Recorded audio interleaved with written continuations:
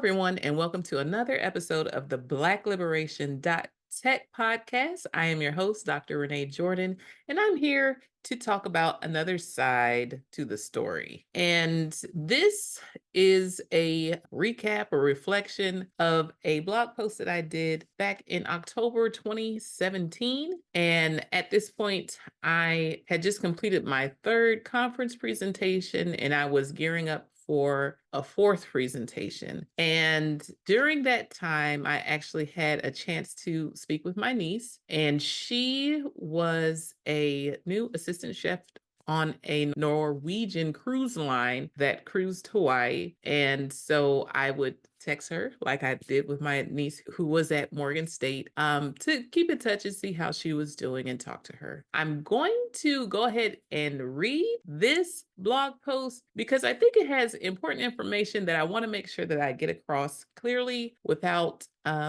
missing anything. So here I go. I had my third conference presentation this year on yesterday in Augusta, Georgia. I presented at the Georgia Educational Research Association 2017 conference. The title of the conference was Knowledge to Action, Achieving the Promise of Equal Education. The title of my presentation was Another Side to the Story, Middle School Students Collaborating in an After-School ICT Enrichment Program. ICT stands for Information and Communication Technology. During the presentation, I talked about how students work together during the program. I received good feedback from those who attended the session on what they liked, what they saw as hindrances, and what I might do moving forward. One attendee also provided a good idea on what I could do that would address the possible hindrances to the program, and I plan on putting it on my dissertation to-do list. I also moderated 2 other sessions after my presentation. I like learning about what others are doing. It helps me to make connections with people and my research as well. On Monday, I text my other niece. She's an assistant chef on a cruise line in Hawaii while I was preparing for this conference and getting ready for another one that happens next week. I liked our conversation and asked her if I could share it, and she said yes. So this is the text conversation between me and my niece. Hi, how are you? My niece, hey, I'm good, getting better at my job. Me, yay, I'm glad to know it. I learn more and more about my job each and every day. Next week, I go to a conference just to learn about rules and regulations because there are so many to follow. Niece, yes, same here. Me, I present at a conference on Friday to share what I'm learning with my research with my advisor and to find out what others are learning through their research. I like to learn. There is always something to learn and different ways of learning. It is important to know how you learn best and ways of incorporating that in your learning experience. Niece, yeah, you're right. It's frustrating sometimes, but you feel better about it and get confidence once you understand the new info. Me, yep. Learn to accept that you don't know it all, or at least all the ways of doing something, that no one knows it all. You get better the more you know,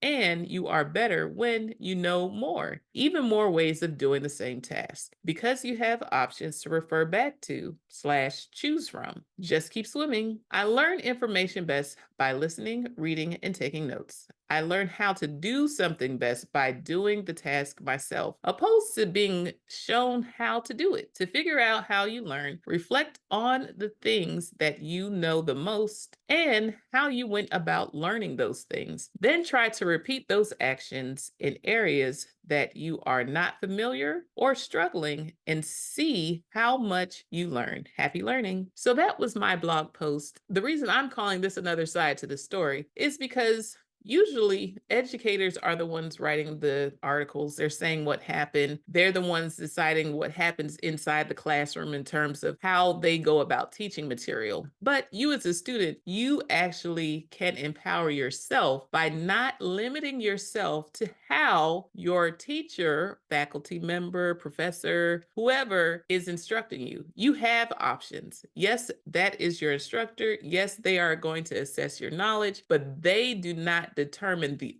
only ways that you go about learning information in a class. You do have options, and better than options, you have knowledge about yourself. What worked for you? How can you use what worked for you in the class that you're having problems in? There are tons of resources online. There are people who present information in different ways. There are even activities and projects and problems that you can solve on your own so that you can take a hold of your learning experience and decide how you go about reinforcing the information that you need to know as it relates to your different classes. So that's the other side to the story. One of the challenges with learning within a professional setting is that it's really up to you to figure out how to apply the new knowledge. So while you're at school, you're practicing, you're taking tests, you're getting graded on it. Perhaps if you're doing something like in a lab or you're cooking, you have practicums where you actually have to demonstrate by doing the lab, identifying the different features of the steps that you're taking and how they impact the outcome or the results of what you're producing, whether it's in a lab or in a kitchen.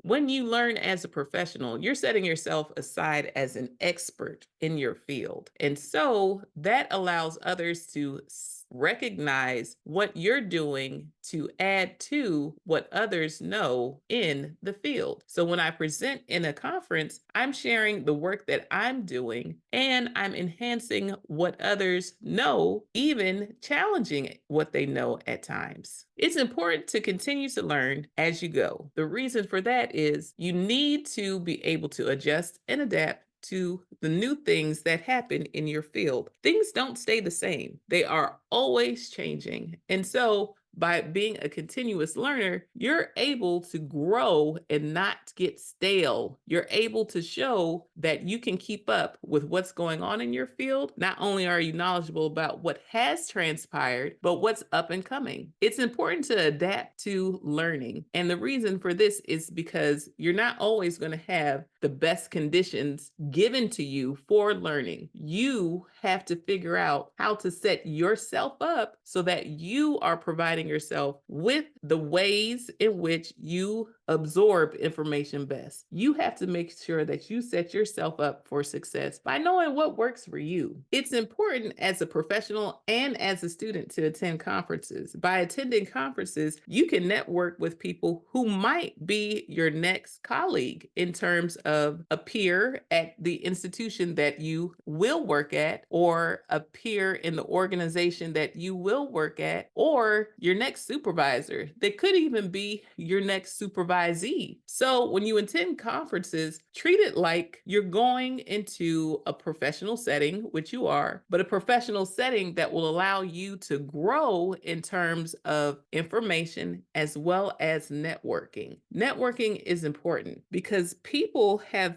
bits and pieces of information that can help you along the way. Not only do they have information that can help you, you have information that can help them as well. So take conferences as an opportunity to exchange information, exchange knowledge, exchange actual contact information, even follow them on LinkedIn if you are really impressed by the work that they are doing, so that you can keep up with them in a way that doesn't require you to necessarily always have to email. Now, it is a good idea to email people who you find at other institutions who are knowledgeable about your work, because in doing so, if you are doing a thesis or a dissertation, you could possibly network yourself into an outside committee member, meaning when you're doing your dissertation, you are generally allowed to have at least one person who is not on your college campus to serve as a committee member. For me, I had an advisor who was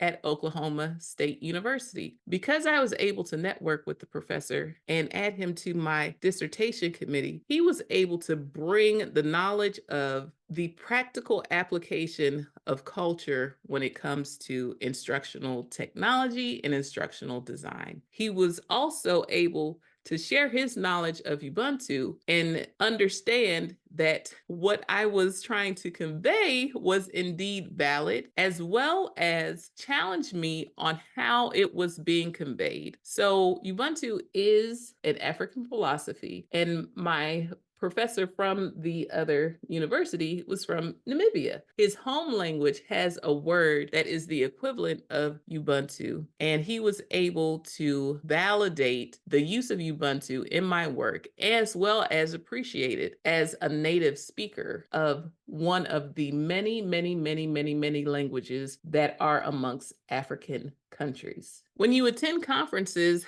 take a look at the program, see who's speaking, take a look at the different subject areas, take a look at the different special interest groups. These are called SIGs, and explore the different sessions. Go sit in on others' topics based upon your research interest. And it doesn't necessarily always have to be within your specific field. For example, my specific field is instructional technology, but that didn't keep me from attending other conferences. In addition to conferences, I also attended the dissertation defenses as well as the prospectus defenses of others who were coming through the College of Education. Since the announcements for those defending came through a listserv that I was signed up on, I was able to take a look at the abstracts and titles and the main topics of the dissertations and prospectus of others coming through the College of Education and Human Development at Georgia State. And when I saw something that interests me, I marked my calendar and I attended their prospectus and defenses. As a result of the pandemic, these defenses moved to being virtual. And as a result, I was able to attend many, many more defenses than I was previously. As a result of attending the prospectus defense of a peer in music education, I was able to learn about daughtering. While her dissertation dealt with Black women composers, I was able to learn about daughtering from her prospectus and look up the information to find out if it could apply to my dissertation. And I was able to actually not only get the book from the library, but download the whole thing. That's one of the best things about Georgia State. They have some of the best resources when it comes to getting information to students in forms that are accessible. And so I was able to download the entire book from the library, review it, and learn how I could apply daughtering to my dissertation work. And as a result, I incorporated daughtering after I actually did my prospectus defense. As a result of attending her prospectus and learning about daughtering from her, I was able to read about daughtering, find out how it applied to my work, and I decided to incorporate it in order to extend my work. For those of you who might be interested in learning about daughtering, please check out Black Feminism in Qualitative Inquiry, a mosaic for writing our daughter's body by Venus E. Evans Winters. When you attend a conference, don't just skim and go to different sessions all willy-nilly. Plan out your day. My recommendation is to attend 2 sessions in the morning and 2 sessions in the evening. Now, they will have sessions that run all day long, but it's easy to get overwhelmed, exhausted, overstimulated by taking in so much information. So my recommendation is really to do 2 in the morning and 2 in the evening. So at the top of the day, or before you go to the conference, figure out what works best for you. Go ahead and take a look at the conference program and figure out whose sessions you want to attend. Now, I got a little smart about it when I decided that there were 2 conferences or 2 sessions that I wanted to attend. At one point, I would split it up, go to one session for the first 45 minutes, and then to another session during the second half so that I could get an idea of what was happening. And if I found that their work was interesting, I would make note of those who presented and reach out to them for more information.